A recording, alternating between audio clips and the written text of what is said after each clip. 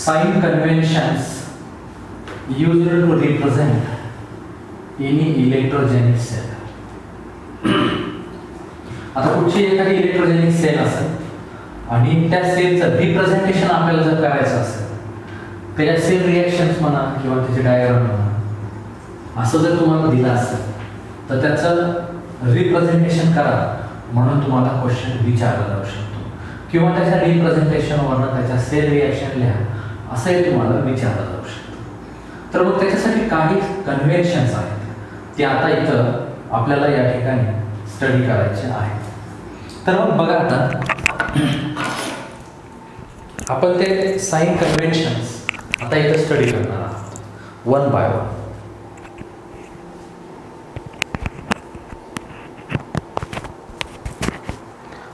Number first, आता मगाशी आपण जे डॅनियल सेलच्या सेल रिॲक्शन्स होत्या त्या मी रिपीट पुन्हा एकदा लिहितो. ॲनोडला रिॲक्शन ह्या अशा प्रकारे होतात, म्हणजे जेणेकरून त्याच्यावरनं आपल्याला त्याचं रिप्रेझेंटेशन करता यावं. At anode what happens, zinc loses electron, undergo oxidation and gives Zn2+ ion, so that is the oxidation reaction. And at cathode, तर कॅथोडला काय होतं बघा, copper ions gains an electron to form metal copper solid, so that we called as reduction reaction. तर मग आता या सेलचं representation कसं करायचं, तर त्याचं रिप्रेझेंटेशन हे आपण इथं लिहूयात आणि कन्व्हेन्शन मी इकडं लेफ्ट साईडला तुम्हाला समजावून सांगत आहे. पहा आता सगळ्यात पहिला पॉइंट तो म्हणजे कोणता, दी oxidation electrode.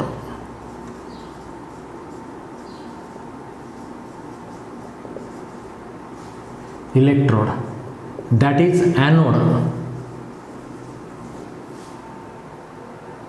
which is connected to negative terminal of battery, which is connected to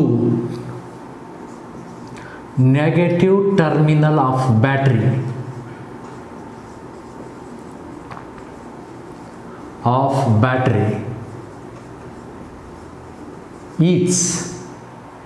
is always written to extremely left side.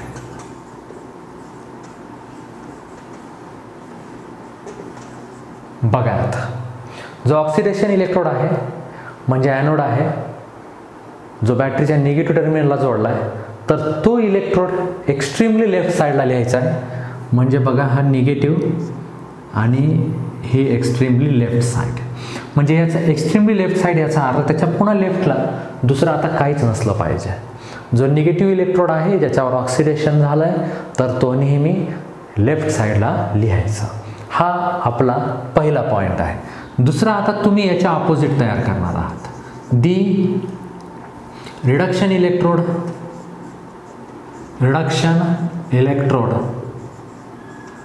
that is cathode, which is connected to positive terminal of battery, is always written to extremely right side. तो मात्र extremely right साईडला पाहिजे, ज्याच्यावर reduction झालेला आहे, जो cathode आहे, जो पॉझिटिव्ह टर्मिनलला कनेक्ट केलेला आहे. So that is always return to extremely right side. हा लेफ्ट साईड आणि हा राईट साईड. ओके, त्याच्यानंतर पहिला आणि दुसरा मुद्दा आपल्या लक्षातच आला असेल. जो निगेटिव्ह इलेक्ट्रोड आहे म्हणजे ॲनोड आहे, तर तो नेहमी इथं एक्स्ट्रीमली लेफ्ट साईडला रिप्रेझेंट करायचा आणि जो पॉझिटिव्ह आहे तो एक्स्ट्रीमली राईट साईडला. आता मध्ये काय भरायचे ते आपण आता नेक्स्ट पॉईंटमध्ये शिकणारच आहोत. बघा तिसरा पॉईंट काय म्हणतोय, थर्ड पॉईंट, ती म्हणजेच कोणता की single vertical line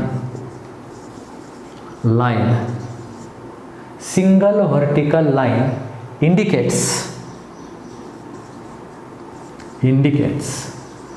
there is a direct contact between, there is direct contact between electrode and its salt solution.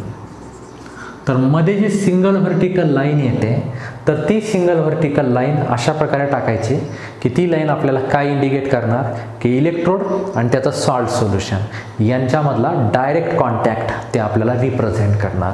म्हणजे बघा कसं की हा झिंक आणि इकडं Zn2+ आयॉन, इकडं कॉपर आणि इकडे CO2+ आयॉन. तर झिंक रॉड आणि त्याचं सॉल्ट सोल्युशन, कॉपर रॉड आणि त्याचं सॉल्ट सोल्युशन त्यांच्यामध्ये तुम्हाला एक सिंगल व्हर्टिकल लाईन घ्यायची आहे.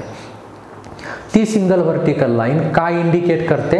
There is a direct contact between electrode and it's a salt solution. Okay, means this single vertical line always indicates there is a direct contact between electrode and its salt solution. Next point number 4th, double vertical line. आता एक double vertical line तुम्हाला इथं घ्यायची, indicates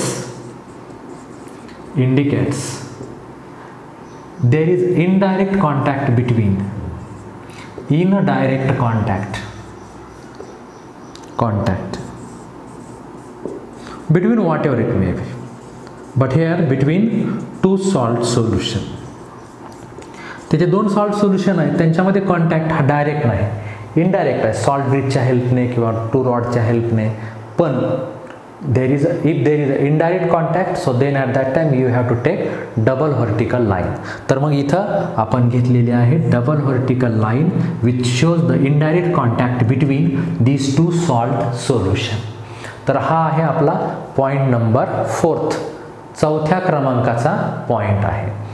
which means double vertical line indicates there is direct contact between two salt solution. दोन salt सोल्युशनमध्ये तिथं direct contact नाही, म्हणजे indirect contact आहे, हे आपल्याला याच्यावरनं सांगता येऊ शकतं.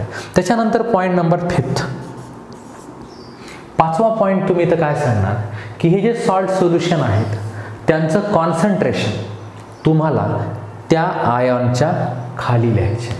म्हणजेच आता झिंक सल्फेट आपण इथं किती घेतलेला होता? 1 molar. So you have to write below to the ions. Copper sulphate आपण किती घेतलेला? 1 molar. So that also you have to write below to the ion in bracket. Means point number 5th, the concentration of salt solution is written below two ions in bracket. ब्रॅकेट म्हणण्याची आवश्यकताच नाही, आयॉन्सच्या खाली तुम्हाला त्याचं कॉन्सन्ट्रेशन रिप्रेझेंट करायचे. Obviously in ब्रॅकेटमध्ये आपण ते काय करणार? रिप्रेझेंट करणार. तर हा जो आहे तो आहे पॉईंट नंबर 5th. जर तो गॅसियस फॉर्ममध्ये असेल तर त्या गॅसचं प्रेशर तुम्हाला सांगावं लागेल, किती ॲटमॉस्फेरिक प्रेशरचा गॅस तुम्ही त्या ठिकाणी घेतलेला आहे.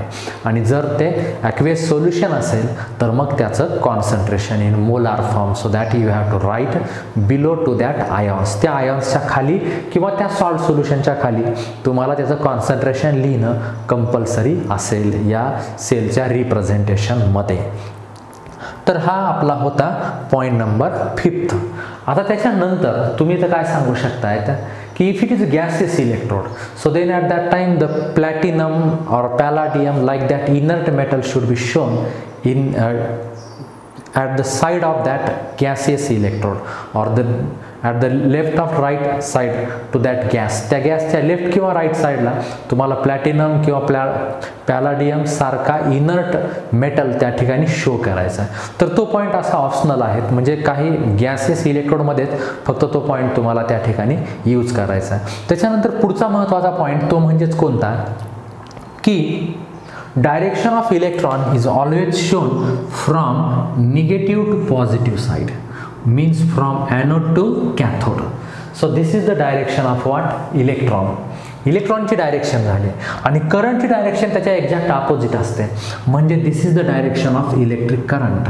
आता बघा इथं ही डायरेक्शन करंटची झाली, means direction of current is shown from positive to negative and direction of electron is shown from negative to positive. हा देखील इथं इम्पॉर्टंट पार्ट आहे. म्हणजेच बघा point number 6, the direction of electron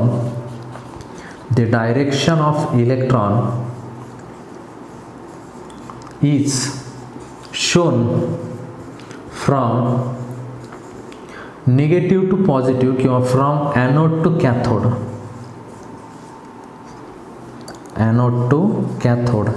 and direction of current is shown from opposite, cathode to anode. Cathode कडून anode कडे तुम्हाला याची डायरेक्शन इथं शो करायची, इंडिकेट करायची, जे आपण इथं इंडिकेट केलेली आहे. तर हे आहेत काही महत्त्वाचे sign conventions which are used to represent any kind of electrogenic cell. तर हे 6 साइन कन्व्हेन्शन मोस्टली तुम्हाला यूज करायचे.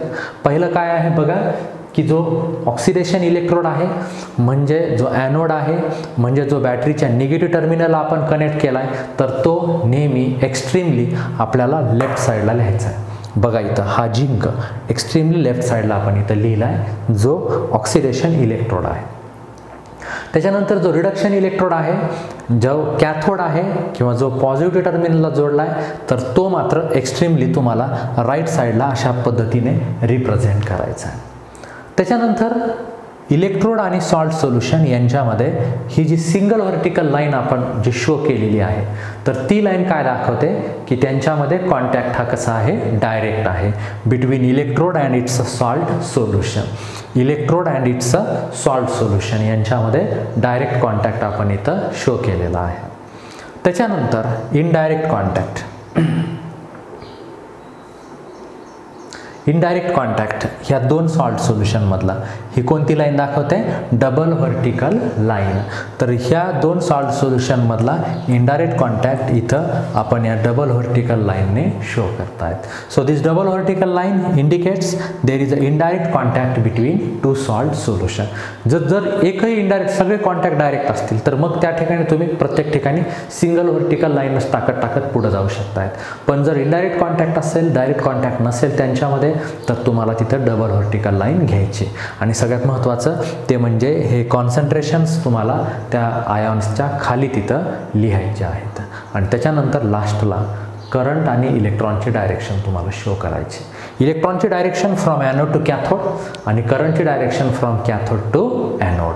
तर अशा प्रकारे इथं काही इम्पॉर्टंट साइन कन्व्हेन्शन्स आहेत जे तुम्हाला इथं व्यवस्थित बघायचे, तर लिहून काढायचे तुमच्या नोटबुकमध्ये, आणि तुम्हाला याचा वापर करून पुढे बरेच काही प्रॉब्लेम्स देखील सॉल्व करायचे आहेत.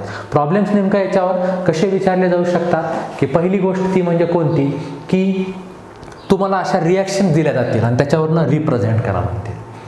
किंवा दुसरी गोष्ट, तुम्हाला असं रिप्रेझेंटेशन दिलं जाईल आणि रिॲक्शन सांगा म्हटलं जाईल. नीटमध्ये देखील याच्यावर क्वेश्चन हा विचारलेला आहे की which of the following is correct representation for the given cell reaction. Reaction तुम्हाला दिले जातील आणि त्याचं रिप्रेझेंटेशन करेक्ट तुम्हाला त्या ठिकाणी आयडेंटिफाय करायचं आहे. Okay, so write down this.